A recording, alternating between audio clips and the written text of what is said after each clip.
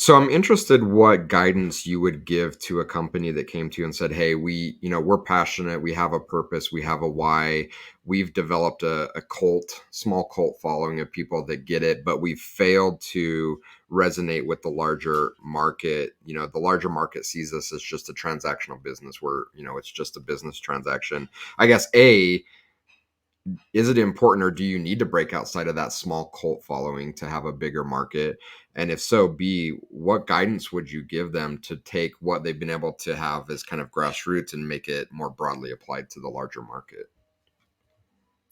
I mean, I think it's a great question. At first, it determines on what industry you're in. Can you succeed and thrive in serving kind of that cult audience, or do you have that aspiration to kind of grow?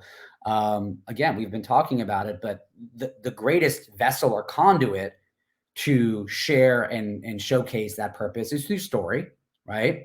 So, are you getting that story out there in the world? How are you sharing it? How are you delivering on it?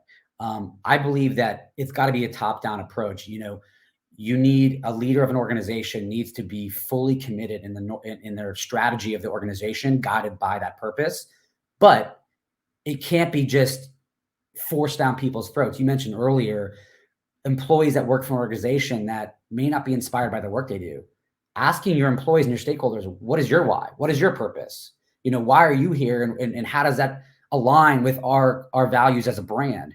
Those are your best ambassadors to help tell that story. It's one thing to push things out on social media and communicate it from the top out. But if you get people that are boots in the ground that believe it and actively talk about it and embrace that story, there's a multiplier effect, right? That's, to me, that's kind of where it starts.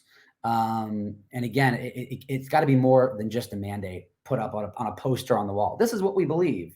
Manifest that. All right. Well, what are you planning to do about it? Right? Who's in most need of this? There's a thing called purpose paradox that companies are suffering from, and it's kind of like the cobbler that goes barefoot, right? A lot of these companies are purporting to do good out in the world through purpose, and they're not even looking internally at their own stakeholder, their own employees. What are we doing to do good for us and our team first? And then we can go out and do greater good in the world. So align those priorities. What comes first? I think in our world of social and AI and like all these things that have already been happening. I mean, um, if you're not going back to Jim, you just teed it up, and so I was going to smack at it. Authenticity.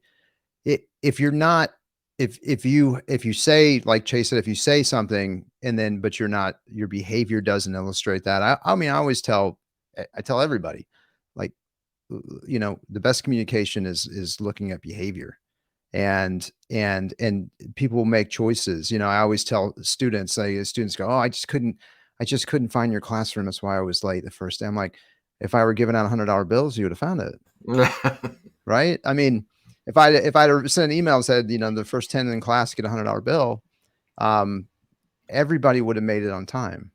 And so you made a choice, like, and so it just wasn't important enough to you to, or, I mean, to plan ahead. And I mean, things happen and that kind of thing. But the point is that when you look at people's behavior over time, that's communicating things.